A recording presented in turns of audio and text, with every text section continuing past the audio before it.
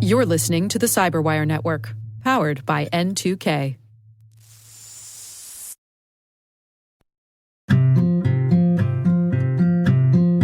My name is Bilyana Lilly, and I'm a cybersecurity and disinformation researcher with a focus on Russia's behavior in that space at the RAND Corporation.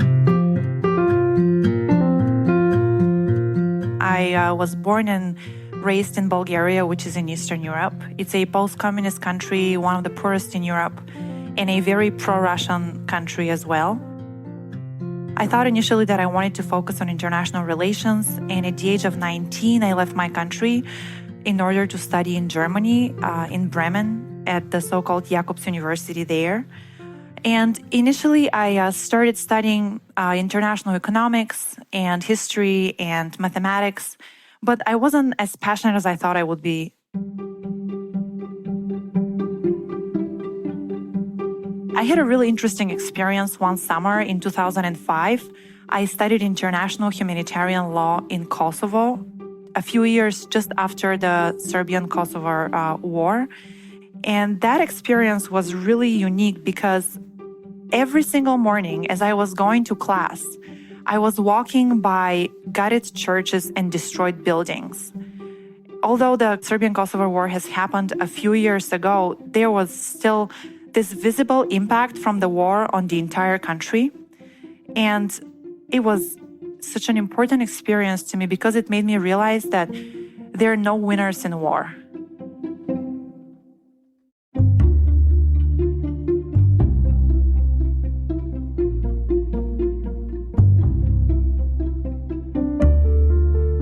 So after that, I decided I will focus on disarmament and nuclear proliferation. This was my first area.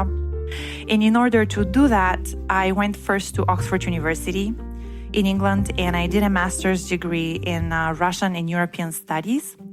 And I focused initially on missile defense. I found a really good advisor there and decided that I wanted to understand Russia's strategic thinking. And the idea that came up at that time that was really popular was a research question that a lot of researchers couldn't yet answer in depth was why the Russian government is so opposed to missile defense in Europe. And I thought that the area was really interesting, and I started researching it, and I eventually wrote a book about it. I've always been a foreigner in the countries where I've studied and worked. And when I started to work in the space, I was in my early 20s. And usually the people that work in those space are American or Russian, and I'm Bulgarian with a Russian-sounding accent. So it took a while to gain the trust of the community that I wanted to belong to. But I think I welcome those challenges because to me, they have made my life very interesting. Mostly, I have managed to turn my challenges into opportunities.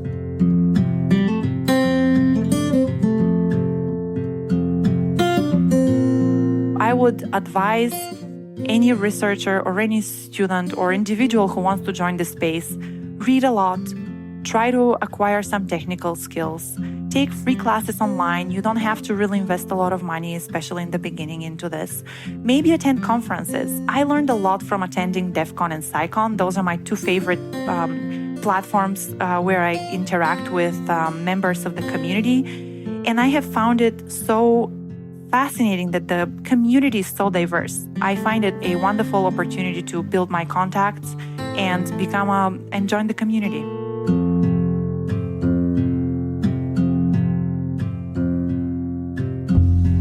I wish I had known earlier that the individuals in this space are so approachable and so friendly that I could ask questions. I wish I had also known that it's okay not to know everything. And I have certain level of comfort now asking if there's something I'm not aware of, if there is a technique I don't know how to use, or a tool I would like to explore, a malware sample I would like to know more about. Now I have people I can reach out to from the community and ask them directly the question that I would like the answer to. I wish I had known earlier that the community was so open to that sort of interaction.